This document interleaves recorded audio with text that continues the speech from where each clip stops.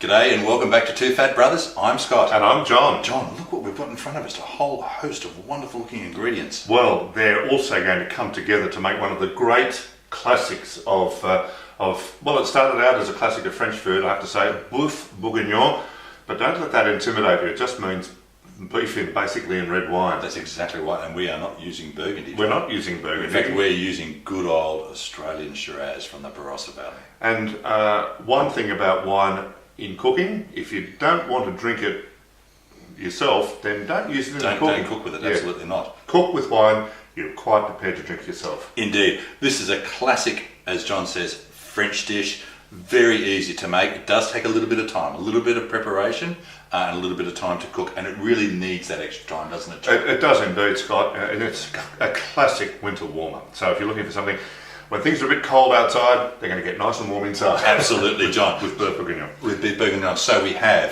for our beef bourguignon recipe, we have 1 kilogram of chuck steak. Now that's cubed, and I'll just lift a piece out. Nice cubes, not too small. Otherwise they tend to disappear, don't they? That's exactly right, and dry out a little bit. Absolutely. We also have 200 grams of button mushrooms. We have about 2 dozen French shallots. So these are the French shallots that you can now buy in the supermarkets and of course in all good fruit and veg shops. And they're the basic tenets of Boeuf Bourguignon. The beef, the mushrooms and the shallots, and also bacon, or in our case we're using speck, which is smoked pork belly. We've cut it into lardons, and there it is. About, how much do we use? About 150 grams of speck that we've 6 ounces or so if you're watching Indeed. Out of metric land. We've also got 500 ml or 2 cups of red wine, in this case it's Shiraz. And the same of beef stock. Indeed. And not to forget, John, last but not least, in fact penultimately last, we have the 2 tablespoons of tomato paste, and then we have the little bouquet garni.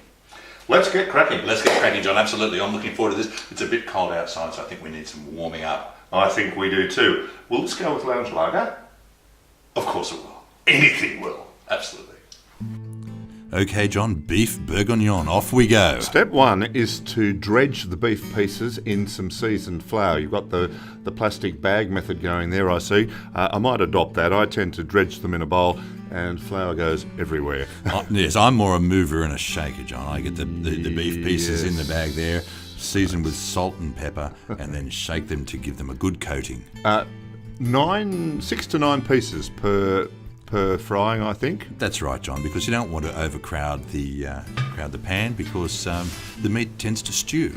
Well, it does, and we don't want that. Get the oil nice and hot, and then get the beef pieces into the oil. Of course, remember to shake off the excess flour. We don't want burnt flour accumulating on the bottom of the pan. That's right, John. Now, we're looking for a nice crust here, but we don't want to overcook the meat at this stage. No, exactly. I tend to undercook them here. That's a nice picture, that. Just really brown them all over, or grey them all over, I guess is probably more accurate. Because they're not going to be in there for 5 or 6 hours like beef cheeks or something like that. No, exactly, John. Exactly. So they go out and go into a bowl, and the next step is to add the speck, or the bacon, as we'd said. Absolutely. So in goes the speck. Rind on too, because that gives adds a gelatinous quality to the dish, and it helps with the thickening process, John. It does indeed. Just be careful too that some bacon and speck can spit a bit and absolutely jump around a bit in the pan. Yes, the shallots have just gone in, John. They're nice, those shallots. I like using shallots and leeks in cooking. So do I, John. Rather than onions a lot. Onions are fine in some dishes, of course, but those shallots add a lovely sweet oniony quality to the dish. Out they go. Now next, John, of course, we have the mushrooms. We have the 200 grams of button mushrooms. In they go. Getting a nice crust again. With mushrooms, be careful that the oil temperature hasn't dropped, because mushrooms can be like the blotting paper. They absorb everything, John. And we don't want sort of soggy, oily mushrooms here. No, and they really take up the remaining oil that is in the pan, as well as forming a nice crust from the flour too. Okay, so the mushrooms come out and stay out for a while. They stay out separately, that's right. Okay. Some people also keep the onions or the onions or the shallots out. Red wine going in now. Red wine going in, just a little bit at a time because it can tend to splutter and spit a bit. So we're deglazing the little crispy bits that are on the bottom of the pan up with that red wine. Lovely crispy bits that are left on the bottom there. Tomato paste. In goes the tomato paste. We're going to mix that around too a little bit to make sure it's well combined. Yep. And that just gives a little bit more depth to the eventual sauce that we're going to have. Absolutely. Absolutely. Got to get the last little bit of tomato paste out there, Scott. I always think it's important. Very important, John. Stir that around. Stir that around for a little while, that's right. Just make sure that's well combined.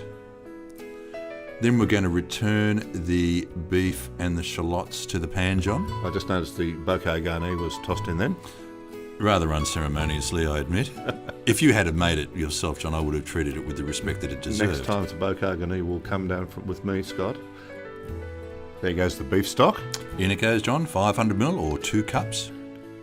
And now we've added all the ingredients together, except for the mushrooms, and we're just giving them a stir. Absolutely, John. Bring to the boil. Bring to the boil, John. Exactly. And when it's boiling, we then move it back to the simmer hob. Back to the simmer hob, we then drop the heat and just and let it simmer on the lowest setting possible. Just let a ripple occur on the surface. That's it, John. And we let it simmer for 40 minutes. Next step, after 40 minutes, mushrooms go in, yeah? That's absolutely right, John. Just going to give a bit of a stir. In the mushrooms go. A bit more of a stir around, John, and then we have 60 minutes. Okay. On that very gentle simmer. Out goes the bouquet garni. Out goes the bouquet garni. It's done its job. Now, John, very important. Taste as we go. Taste as we go. Taste for seasoning. Absolutely. A little salt, but not much. Not a little. Yes, exactly, John. Just a bit of flaked salt there. Mixed again. Mixed again, of course, to make sure it's well combined. And there it is, John. Beef bourguignon, served with a nice creamy mashed potato. It was absolutely delicious, Scott. It was, John. And we'll prepare something equally delicious next time we meet on Two Fat Brothers.